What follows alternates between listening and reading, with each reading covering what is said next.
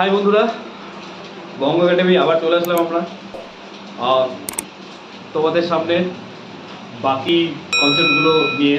কালকে আমরা পড়েছিলাম একক, সম্ভবত লব্ধ একক, প্রাথমিক একক অব্দি হয়ে গেছিলো। আজকে পড়বো এককের পদ্ধতি। কিছুই না, এককের পদ্ধতিটা কি?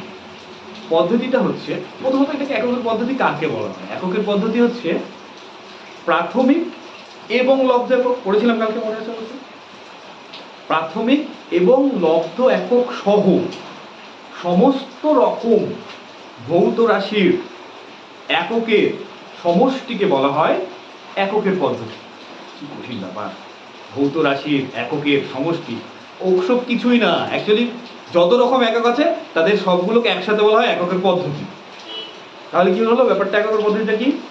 প্রাথমিক এবং লব্ধ একক সহ সমস্ত রকম ভৌত রাশির এককের সমষ্টিকে বলা হয় এককের পদ্ধতি। এবার এককের পদ্ধতি কি? কোনো কিছু না, আমরা আগে থেকেই জানি এককের পদ্ধতি কি, ছোট ক্লাসেই পড়ে ফেলেছি সেগুলো। দেখো, এককের পদ্ধতি সাধারণত দুটো খুব ফেমাস পদ্ধতি আছে। একটা হচ্ছে সিজিএস পদ্ধতি, একটা হচ্ছে এসআই পদ্ধতি। তো এই পদ্ধতিগুলোতে কিছু জিনিস মনে রাখার আছে, সেটা হচ্ছে কিছু একক যেগুলোকে বলা হয় খুব মৌলিক একক। তো মৌলিক একক প্রধানত 7টা আছে। প্রথমত 3টে সম্পর্কে আমরা একটু ডিসকাস করি। সেটা হচ্ছে সিজিএস পদ্ধতি এবং এসআই পদ্ধতি, দুটো ফেমাস পদ্ধতি বললাম তোদের এককের পদ্ধতি। তো সিজিএস পদ্ধতিতে ভরের একক কি হবে? ভরের একক হচ্ছে গ্রাম। সেটাই আবার এসআই পদ্ধতিতে ভরের একক কি হবে? কেজি। সিজিএস পদ্ধতিতে দৈর্ঘ্যের একক কি হবে? সেন্টিমিটার, খুব ছোট। আবার এসআই পদ্ধতিতে দৈর্ঘ্যের একক কি হবে? মিটার, খুব বেশি বড়ও নয়, খুব বেশি ছোটও নয়। আবার সময়ের একক সিজিএস পদ্ধতিতে সেকেন্ড, এসআই পদ্ধতিতেও সেকেন্ড। মনে রাখবি, সময় এমন একটা জিনিস কোনো এককের পদ্ধতিতে চেঞ্জ হয় না, ওটা সেকেন্ডই থাকে। সময় হচ্ছে সব থেকে বড়। কথায় আছে, স্বয়ং ভগবানও নাকি সময়কে থামাতে পারে না, একক কি থামাবে? এটা হলো কথা। তো এককের পদ্ধতি দেখো সোজা জিনিস। এছাড়াও আরেকটা এককের পদ্ধতি আছে, এফপিএস পদ্ধতি। এটা ব্রিটিশ পদ্ধতি, ঠিক আছে? এফপিএস পদ্ধতি ব্রিটিশ পদ্ধতি। তো এফপিএস পদ্ধতি এর নামের ভিতরে আছে এফপিএস। এফ মানে ফুট, তাহলে ফুটটা কি? দৈর্ঘ্যের একক, বুঝলি? পি পাউন্ড, পাউন্ডটা কি? ভরের একক। আর এস সেকেন্ড, সময়ের একক। ওই যে বললাম সময়ের একক কখনো চেঞ্জ হয় না। তো এই গেল এককের পদ্ধতি। আরেকবার বলে দিই এককের পদ্ধতি কি। লব্ধ একক সহকারে প্রাথমিক একক, লব্ধ এবং প্রাথমিক একক সহ সমস্ত রকম ভৌত রাশির এককের সমষ্টিগুলোকে একসাথে বলা হয় এককের পদ্ধতি। সমষ্টি কি? সমষ্টি মানে একসাথে বলে আর কি। আর কি মানে পাতি বাংলায় যদি আমি তোদেরকে বলি তাহলে হবে প্রাথমিক লব্ধ একক সহ সবগুলো ভৌত রাশির একককে একসাথে বলা হয় এককের পদ্ধতি। পদ্ধতি প্রধানত ফেমাস পদ্ধতি দুটি, একটি হচ্ছে তো সিজিএস, একটি এসআই, আর আরেকটা হলো বলে দিলাম তোর কি ছিল সেটা, এফপিএস। এফপিএসটা ব্রিটিশ পদ্ধতি, ফুট পাউন্ড সেকেন্ড। আর যেটা দাঁড়ালো, এইবার আরেকটা জিনিস তোরা পাবি বইয়ে, যে দশমিক পদ্ধতি, মেট্রিক পদ্ধতি বলে ইংলিশে। তো দশমিক পদ্ধতি কোনো কঠিন জিনিস নয়। এই এসআই এবং সিজিএস পদ্ধতিকেই দশমিক পদ্ধতি বলা হয়।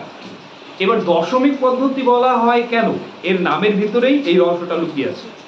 কেননা এই যে দশমিক পদ্ধতিতে এসআই এবং সিজিএস যে এককগুলো হয়, ছোট একক থেকে বড় এককে যখনই আমরা পরিবর্তন করব, তখন কোনো গুণভাগ না করে শুধু দশমিক বিন্দু সরিয়ে এককগুলোকে পরিবর্তন করা যায়।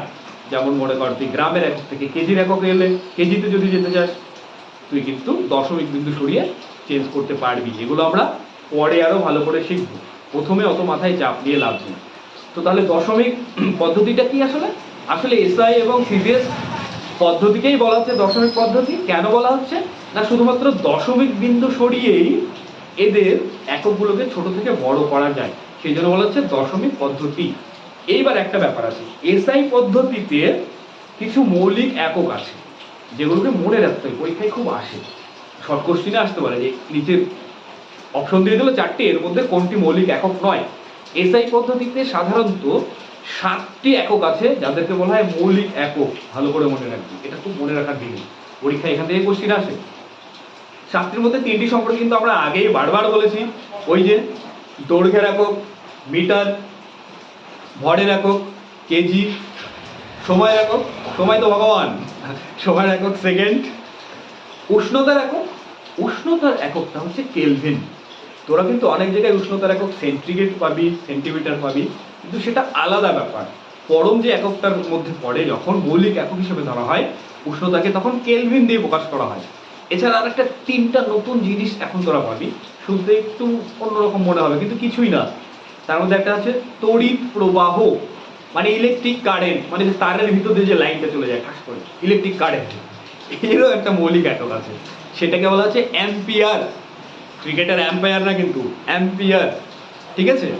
আর একটা জিনিস পাবি, সেটা হচ্ছে দীপন প্রাবল্য। এই জিনিসগুলো পরবর্তীতে তোরা যদি 11-12 সায়েন্স নিয়ে পড়িস তখন আরো বেশি বুঝতে পারবি। এখন শুধু এটুকুই জেনে রাখ যে দীপন প্রাবল্য, ইংলিশে বলে লুমিনাস ইন্টেন্সিটি, দরকার নেই অত জানার। দীপন প্রাবল্য, দীপন প্রাবল্যর যেটা তোর হচ্ছে একক, সেটা হচ্ছে ক্যান্ডেলা, এর সংকেত হচ্ছে সিডি ছোট হাতের। আর আরেকটা জিনিস তোরা পাবি, সেটা হচ্ছে তোর পদার্থের পরিমাণ। পদার্থের পরিমাণ আগেও বলেছিলাম, পদার্থের পরিমাণটা আবার কেমিস্ট্রিতে এই জিনিসটা খুব সুন্দর করে বুঝতে পারবি, তোদের এই ক্লাসেই পাবি তোরা, আমি পরে সুন্দর করে পড়ে দেবো। তো আপাতত এটা মনে রাখ, পদার্থের পরিমাণের একক কি? পদার্থের পরিমাণের একক হচ্ছে, মৌলিক একক হচ্ছে মোল। কি? মোল। তাহলে দেখ এই 7টা থাকে মৌলিক একক, এখান থেকে কোশ্চিন আসে পরীক্ষায়। এইটা যদি মাধ্যমিকের সব চ্যাপ্টারে থাকে, মাধ্যমিক এখান থেকে 100% কোশ্চিন আসবে। এই 7টার মধ্যে একটা কোশ্চিন আসেই, কারণ মাধ্যমিকে যারা কোশ্চিন সেট করে তারা খুব সোজা কোশ্চিন সেট করে 45-50%, যেটা সবাই পারবে। তাহলে এই 7টি একক মনে রাখতে হবে। কি কিসের কিসের একক?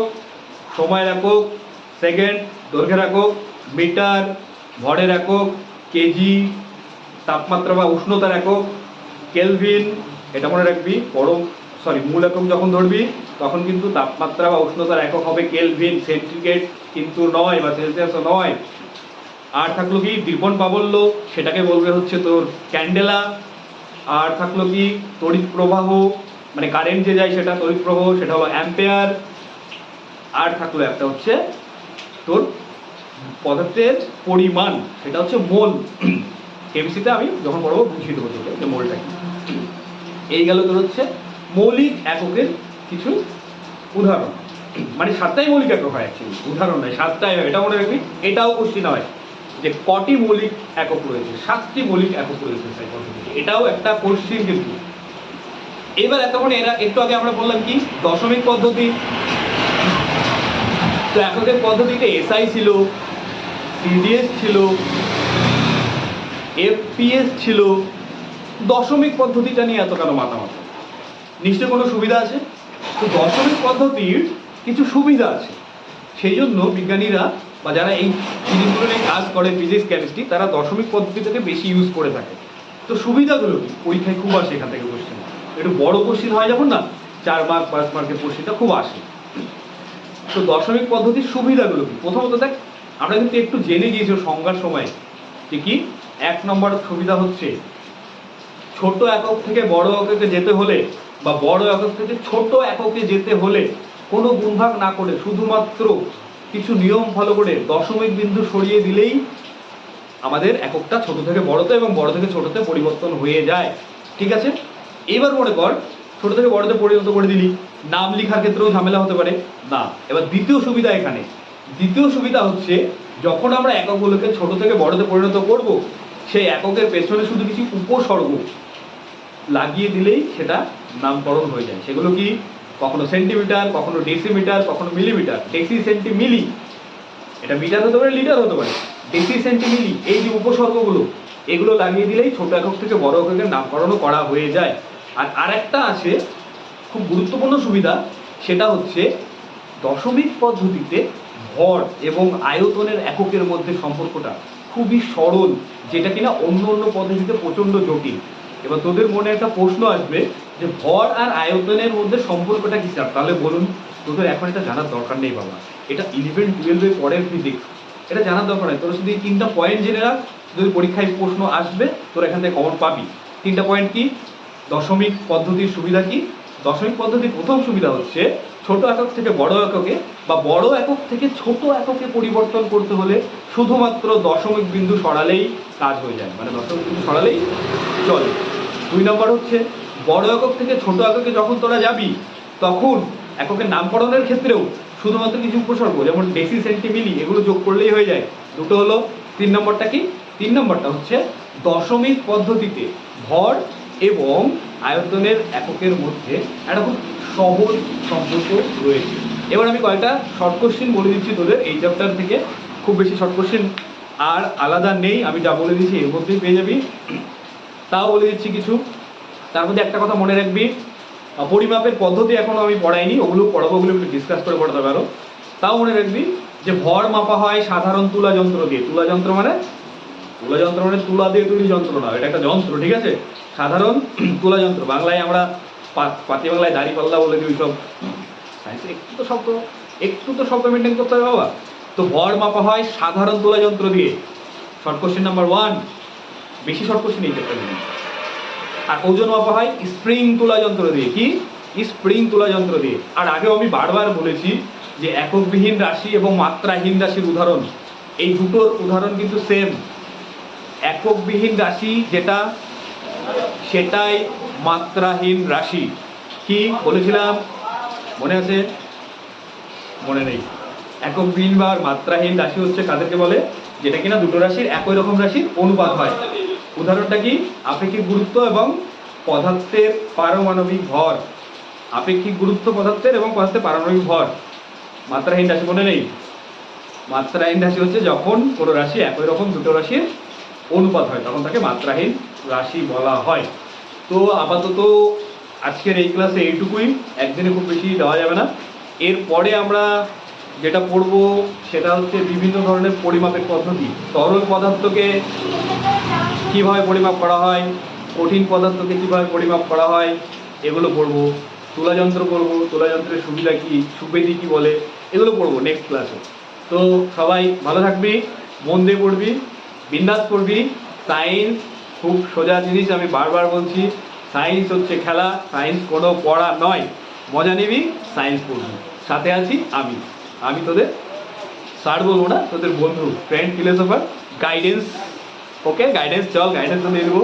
পরীক্ষার আগে সাজেশনও পেয়ে যাবি, কমনে পেয়ে যাবি। Tata, bye bye.